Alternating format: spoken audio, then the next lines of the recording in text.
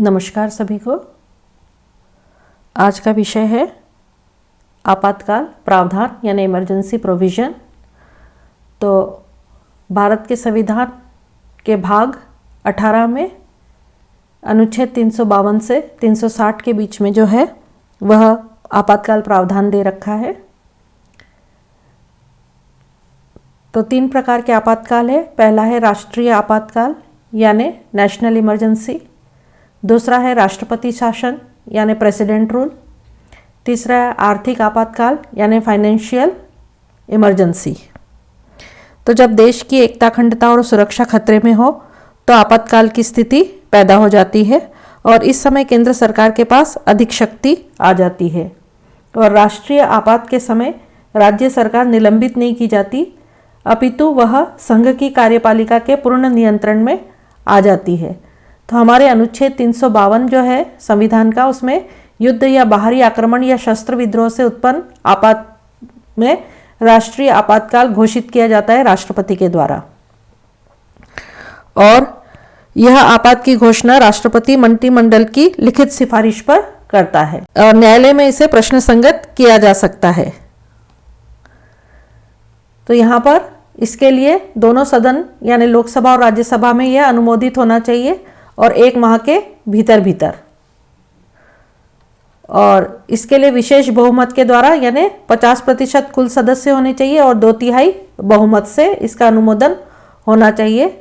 और इसकी अवधि शुरू में 6 माह की होती है या अनिश्चित काल तक की जा सकती है, लेकिन प्रत्येक 6 माह के बाद विशेष बहुमत के द्वारा इसके अनुमोदन की आवश्यकता होती है।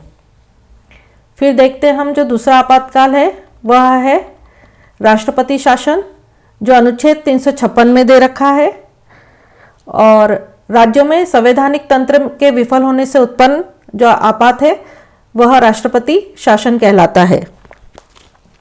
365 में दे रखा है अनुच्छेद। इसके मुताबिक यदि राज्य सरकार केंद्र सरकार द्वारा दिए गए संवैधानिक निर्देशन का पालन नहीं करती है तो उस हालत में भी राज्य में राष्ट्रपति शासन लगाया जा सकता है।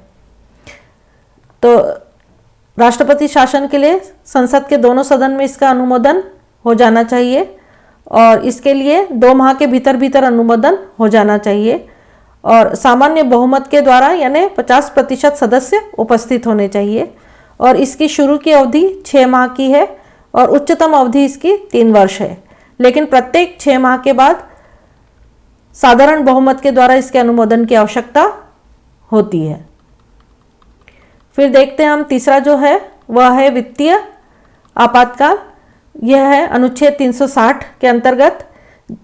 तो ऐसी स्थिति जिसमें भारत का वित्तीय स्थायित्व खतरे में या साख संकट में हो तो वित्तीय आपातकाल लगाया जाता है। इसमें भी संसद के दोनों सदनों में अनुमोदन होना चाहिए और 2 माह के भीतर इसका अनुमोदन हो जाना चाहिए और सामान्य बहुमत के द्वारा यानी 50% उपस्थित सदस्य के द्वारा और यह अनिश्चित काल तक जब तक हटा न दिया जाए तब तक लागू रहता है और बार संसद के अनुमोदन में इसमें आवश्यकता नहीं है, लेकिन राष्ट्रपति जब चाहे तब इसे वापस ले सकता है।